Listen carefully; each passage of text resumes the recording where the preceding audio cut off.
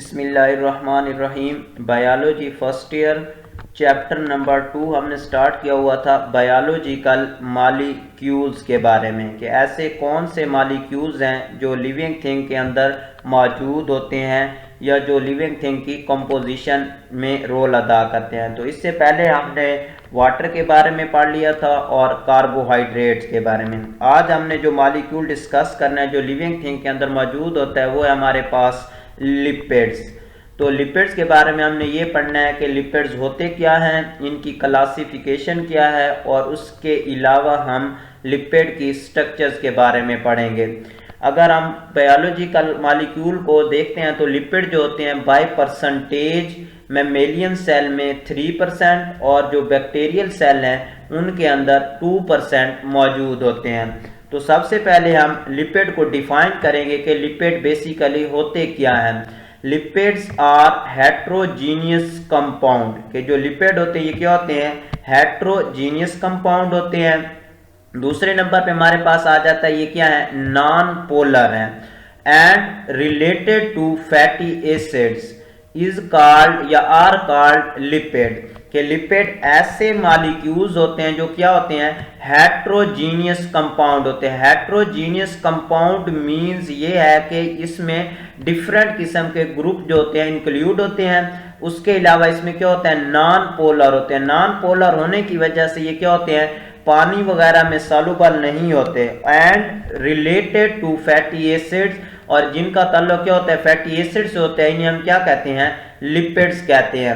यहाँ पे कैरेक्टरिस्टिक्स में उसने दिया है कि लिपिड जो होते हैं आर इनसॉल्युबल इन वाटर, के जितने भी लिपिड्स होते हैं क्या होते हैं, इनसॉल्युबल होते हैं वाटर के अंदर। उसकी वजह क्या है कि लिपिड एक क्या है, नॉन पोलर क्या है हमारे पास कंपाउंड है या मॉलिक्यूल, और जितने भी नॉन पोलर कंपाउंड या मॉलिक्यूल्स होते हैं वो पानी के अंदर डिसॉल्व नहीं होते। एंड लिपिड जो होते हैं ये क्या होते हैं, सॉल्युबल होते हैं इन ऑर्गेनिक सॉल्वेंट। अब ऑर्गेनिक सॉल्वेंट में हमारे पास अल्कोहल आ जाता है, ऑर्गेनिक सॉल्वेंट में हमारे पास बेंजीन आ जाता है, ईथर आ जाता है या ऑयल। ये जितने भी ऑर्गेनिक सॉल्वेंट होते हैं इनमें लिपिड्स क्या होते हैं, डिसॉल्व होते हैं।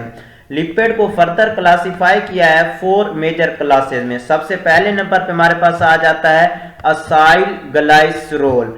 दूसरे नंबर पे हमारे पास आ जाता है वैक्सेस, मीन के ये सेकंड टाइप है लिपिड की। तीसरे नंबर पे हमारे पास जो लिपिड की टाइप आ जाती है वो आ जाती है हमारे पास फॉस्फोलिपिड्स आ जाते हैं। और चौथे नंबर पे हमारे पास जो लिपिड की टाइप आ जाती है वो है हमारे पास टर्पीनॉइड्स। अब हमने 1 बाय 1 इन टाइप्स को क्या करना है, डिस्कस करना है कि असाइल ग्लाइसरोल होते क्या हैं, असाइल ग्लाइसरोल की स्ट्रक्चर क्या है, इसकी कंपोजिशन क्या है, सोर्सेज क्या है, इसी तरह वैक्सेस, फॉस्फोलिपिड एंड टर्पीनॉइड्स के बारे में। तो सबसे पहले हम डिस्कस करेंगे असाइल ग्लाइसरोल के बारे में कि असाइल ग्लाइसरोल क्या है। तो जब हम इसको डिफाइन करते हैं तो हम कहते हैं कि acyl glycerol are composed of fatty acid and glycerol. जब क्या होता है, फैटी एसिड और ग्लाइसरोल आपस में क्या करते हैं, कंबाइन होते हैं, तो उस वक्त क्या हमारे पास फॉर्मेशन होती है, असाइल ग्लाइसरोल की फॉर्मेशन या कंपोजिशन होती है। यहाँ पे हमारे पास जो ग्लाइसरोल है ये बेसिकली 3 कार्बन पर कंसिस्ट एक अल्कोहल का मॉलिक्यूल है। और उसके अलावा यहाँ पे most widely spread acyl glycerol is triglyceraldehyde, mean के जो ट्राइग्लिसरैल्डिहाइड है बेसिकली ये क्या है हमारे पास एग्जांपल है किस चीज की, असाइल ग्लाइसरोल की एग्जांपल है जो क्या है, मोस्ट वाइडली स्प्रेड है, मीन के बहुत ज्यादा तादाद में या बहुत ज्यादा अमाउंट में ये क्या होता है, प्रेजेंट होता है। सो इसलिए हम सिंपल डिफाइन कर सकते हैं असाइल ग्लाइसरोल को ester of fatty acid and alcohol. Ester of fatty acid and alcohol is called acyl glycerol. अब हमारे पास क्वेश्चन ये है कि व्हाट इज एस्टर, एस्टर क्या चीज है। तो एस्टर में वो यहाँ पे कहता है कि the compound produce as a result of chemical reaction of fatty acid and alcohol. ऐसा कंपाउंड जो chemical reaction of fatty acid और अल्कोहल के मिलने से बनता है इसे हम क्या कहते हैं, एस्टर कहते हैं। और जब एस्टर फॉर्मेशन होती है तो उस वक्त बेसिकली पानी का मॉलिक्यूल क्या होता है, रिलीज होता है और पानी के मालिक्यूल जब बनता है तो वो H2O होता है, और इसमें हमारे पास जो OH होता है ये क्या होता है, रिमूव होता है फ्रॉम अल्कोहल, और जो H होता है ये क्या होता है, रिमूव होता है फ्रॉम फैटी एसिड। उसके बाद हमारे पास नेक्स्ट क्वेश्चन आ जाता है कि व्हाट इज फैटी एसिड, या फैटी एसिड क्या होते हैं। तो हमारे पास है fatty acid contain even number 2 to 30 of carbon atom in straight chain with hydrogen and carboxylic at end carbon is called, इन्हें हम क्या कहते हैं, फैटी एसिड कहते हैं। मीन के फैटी एसिड जो होते हैं ये कार्बन पर कंसिस्ट क्या होते हैं, मॉलिक्यूल्स होते हैं जिसमें कार्बन क्या होती है 2 to 30, मीन के इवन नंबर 2 वाला हो सकता है फैटी एसिड, 4 वाला, इसी तरह 6, 8, 10, 12, 14 एंड सो ऑन 30 तक जो इवन नंबर होंगे कार्बन। और कार्बन जो होती है क्या होती है, स्ट्रेट चेन में प्रेजेंट होती है, और इस कार्बन के जो एंड वाला कार्बन होता है उसके पास कौन सा फंक्शनल ग्रुप मौजूद होता है, कार्बोक्सिलिक फंक्शनल ग्रुप मौजूद होते हैं, इसे हम क्या कहते हैं, फैटी एसिड कहते हैं। और अगर हम जनरल फार्मूला की बात करते हैं तो फैटी एसिड का जो जनरल फार्मूला है हमारे पास RCOOH, और जबकि हमारे पास जो R होता है ये क्या होता है, हाइड्रोजन भी हो सकती है, या फिर हमारे पास क्या होता है, अल्काइल ग्रुप होता है। उसके बाद आ जाता है classification of fatty acid. Fatty acid को फर्दर 2 क्लासेस में डिवाइड किया गया है। पहली टाइप जो फैटी एसिड की वो हमारे पास है सैचुरेटेड फैटी एसिड, और सेकंड नंबर पे हमारे पास आ जाता है अनसैचुरेटेड फैटी एसिड। तो सबसे पहले हम डिस्कस करेंगे कि सैचुरेटेड फैटी एसिड कौन से होते हैं। अब saturated fatty acid they contain no double bond between carbon carbon in long chain. ऐसे फैटी एसिड होते हैं जिसमें कार्बन कार्बन के बिटवीन नो डबल बॉन्ड मौजूद होते हैं, मीन के कोई डबल बॉन्ड मौजूद नहीं होता, बल्कि कार्बन कार्बन आपस में सिंगल बॉन्ड के थ्रू मौजूद होते हैं स्ट्रेट चेन में। तो इस तरह के जो फैटी एसिड होते हैं इन्हें हम क्या कहते हैं, सैचुरेटेड फैटी एसिड कहते हैं। और जो सैचुरेटेड फैटी एसिड होते हैं इनका जो मेल्टिंग पॉइंट है या melt at high temperature than unsaturated fatty acid. और जो सैचुरेटेड फैटी एसिड होते हैं ये क्या होते हैं, अनस्टेबल होते हैं एट रूम टेम्परेचर। और नेक्स्ट इसकी करैक्टरिस्टिक आ जाती है हमारे पास सैचुरेटेड फैटी एसिड की, ये क्या होते हैं, सॉलिड होते हैं एट रूम टेम्परेचर। और उसके बाद अगर हम सोर्स की बात करते हैं कि सैचुरेटेड फैटी एसिड को हम कहां से हासिल करते हैं, तो सैचुरेटेड फैटी एसिड का जो मेजर सोर्स है हमारे पास एनिमल है, ये मेजर सोर्स है हमारे पास किस चीज का, सैचुरेटेड फैटी एसिड्स का। अब सैचुरेटेड फैटी एसिड में हम एग्जांपल ले सकते हैं, जिस तरह हमारे पास मक्खन होता है या चर्बी वगैरह होती है, ये हमारे पास क्या है, सैचुरेटेड फैटी एसिड की एग्जांपल है।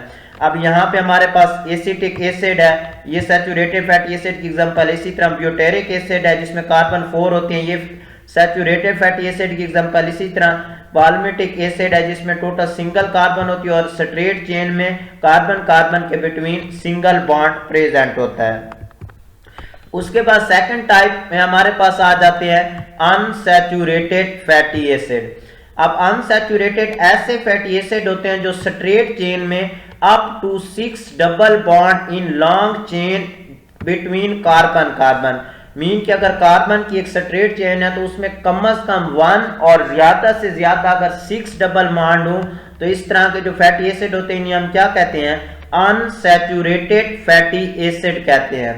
और जो अनसैचुरेटेड फैटी एसिड होते हैं इनका जो मेल्टिंग पॉइंट होता है या ये मेल्ट होते हैं एट लो टेम्परेचर। जिस तरह हमने कहा कि जो सैचुरेटेड फैटी एसिड होते हैं उनका मेल्टिंग पॉइंट हाई होता है, लेकिन जो अनसैचुरेटेड फैटी एसिड है इनका मेल्टिंग पॉइंट जो होता है वो क्या होता है, लो होता है।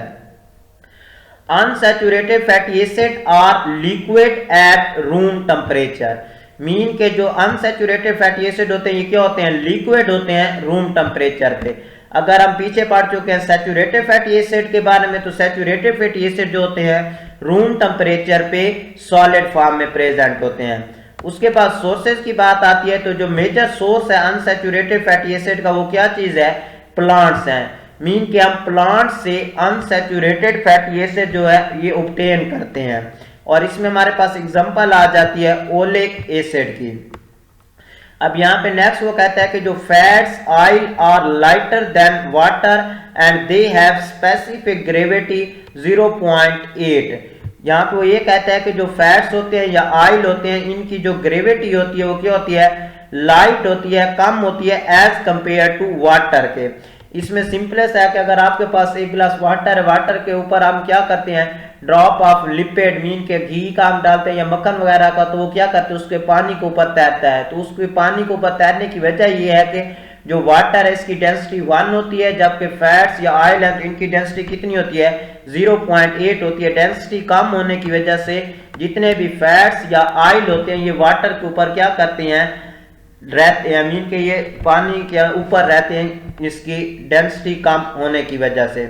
उसके बाद वो कहता है कि जो melting point with increase of carbon atom in long chain increase, के मेल्टिंग पॉइंट जो होता है फैटी एसिड का, जैसे जैसे कार्बन का नंबर बढ़ाते जाते हैं वैसे वैसे उस कंपाउंड का जो मेल्टिंग पॉइंट है वो क्या होता जाता है, इंक्रीज होता जाता है। इसमें हमारे पास एग्जांपल है पाल्मिटिक एसिड, जिसका क्या है, मेल्टिंग पॉइंट है हमारे पास 63.1 डिग्री सेंटीग्रेड, और पाल्मिटिक एसिड में जो नंबर ऑफ कार्बन की तादाद है वो कितनी है, 16 कार्बन इसमें अंदर क्या होती है, मौजूद होती हैं।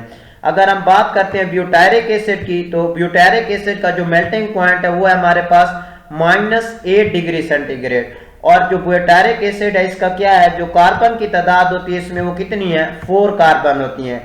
मीन के जैसे जैसे हम कार्बन की तादाद में इंक्रीज करते हैं वैसे वैसे मेल्टिंग पॉइंट क्या होता जाता है, इंक्रीज होता जाता है। यहाँ पे एग्जांपल हमारे सामने के पाल्मिटिक एसिड का क्या है, 63.1 डिग्री सेंटीग्रेड पे मेल्ट होता है, जबकि इसमें कार्बन कितनी होती है, 16 होती हैं। अगर हम ब्यूटायरिक एसिड की बात करते हैं तो इसका मेल्टिंग पॉइंट 0.8 डिग्री सेंटीग्रेड होता है, और इसमें कार्बन की तादाद कितनी होती है, 4 होती है। अब यहाँ पे हमारे पास सैचुरेटेड और अनसैचुरेटेड फैटी एसिड की एग्जांपल है। अगर हम सैचुरेटेड फैटी एसिड को हम पहले डिफाइन कर चुके हैं कि इसमें जो लॉन्ग चेन कार्बन कार्बन के बिटवीन हमेशा क्या होता है, सिंगल बॉन्ड क्या होता है, प्रेजेंट होता है। अब यहाँ पे हमारे पास ये ऊपर एग्जांपल है किस चीज की, सैचुरेटेड फैटी एसिड की, जिसमें हमारे पास ये लॉन्ग चेन कार्बन है लेकिन कार्बन कार्बन के बिटवीन क्या है, सिंगल बॉन्ड मौजूद हो। तो इस तरह के फैटी एसिड को हमने पहले कहा था क्या कहते हैं, सैचुरेटेड फैटी एसिड, और ये हमारे पास सैचुरेटेड फैटी एसिड की एग्जांपल आ जाएगी। अब यहाँ पे ये दूसरे नंबर पे हमारे पास अनसैचुरेटेड फैटी एसिड की एग्जांपल, यहाँ पे हमारे पास क्या है, ये लॉन्ग चेन है कार्बन की। अब इस लॉन्ग चेन में हमारे पास ये कार्बन कार्बन के दरमियान अगर क्या आ जाता है, डबल बॉन्ड आ जाता है, कम से कम 1 डबल बॉन्ड हो लॉन्ग चेन में, और ज्यादा से ज्यादा कितने हो सकते हैं, 6 डबल बॉन्ड मौजूद हो। तो इस तरह के जो फैटी एसिड होते हैं हम क्या कहते हैं, अनसैचुरेटेड फैटी एसिड कहते हैं। और शुरू में हमने कहा था कि जो मोस्ट इंपॉर्टेंट हमारे पास ग्लाइसरोल है वो हमारे पास है ट्राइग्लिसरैल्डिहाइड। जिस तरह हमने कार्बोहाइड्रेट को पढ़ा तो मोस्ट इंपॉर्टेंट मोनोसैकेराइड में हमने ग्लूकोज की एग्जांपल दी, मोस्ट इंपॉर्टेंट ओलिगोसैकेराइड में हमने डाइसैकेराइड की एग्जांपल दी। इसी तरह मोस्ट इंपॉर्टेंट पॉलीसैकेराइड में हमने स्टार्च सेलुलोज जो है वो हमारे पास मोस्ट इंपॉर्टेंट है। तो इसी तरह हमारे पास जो मोस्ट इंपॉर्टेंट ग्लाइसरोल है वो हमारे पास कौन सा है, ट्राइग्लिसरैल्डिहाइड। अब जो ट्राइग्लिसरैल्डिहाइड होता है ये बेसिकली एक ग्लाइसरोल का मॉलिक्यूल और 3 फैटी एसिड जब आपस में क्या करते हैं, कंबाइन होते हैं, तो इससे हमारे पास क्या बनता है, ट्राइग्लिसरैल्डिहाइड की क्या होती है, फॉर्मेशन होती है। अब यहाँ पे हमारे पास जो ट्राइग्लिसरैल्डिहाइड है, ग्लाइसरोल और फैटी एसिड जब मिलते हैं तो इससे हमारे पास क्या होता है, एस्टर बॉन्ड बनता है। अब यहाँ पे हमारे पास ये है ग्लाइसरोल का एक मॉलिक्यूल जिसमें क्या होती हैं, 3 कार्बन है, कार्बन नंबर 1 है, कार्बन नंबर 2 है, कार्बन नंबर 3, और हर कार्बन के पास OH ग्रुप मौजूद है। और यहाँ पे हमारे पास 3 फैटी एसिड है, fatty acid number 1, fatty acid number 2 हमारे पास आ जाएगा, फैटी एसिड नंबर 3 आ जाएगा। अब क्या होता है कि अल्कोहल जो है हमारे पास ग्लाइसरोल है, इसका OH और इसका H आपस में कंबाइन होते हैं, वाटर बनता है। इसी तरह इसका OH और यहाँ से H वाटर का मॉलिक्यूल बनेगा, इसका OH और उसके बाद जो फैटी एसिड है इसका H रिमूव होगा, वाटर का मॉलिक्यूल बनेगा। तो यहाँ पे हमारे पास क्या होंगे, 3 वाटर के मॉलिक्यूल बनेंगे, और ये जो कार्बन है ये इस ऑक्सीजन और उसके बाद ये ऑक्सीजन नेक्स्ट इस कार्बन के साथ कनेक्टेड है। तो यहाँ पे ये जो हमारे पास बॉन्ड बनता है इसे हम क्या कहते हैं, एस्टर बॉन्ड कहते हैं। और इस मॉलिक्यूल को हम क्या कहेंगे, ट्राइग्लिसरॉल्डिहाइड कहेंगे। तो ये था आज का हमारा टॉपिक कि लिपिड क्या होते हैं और असाइल ग्लिसरॉल क्या होता है। Thank you so much.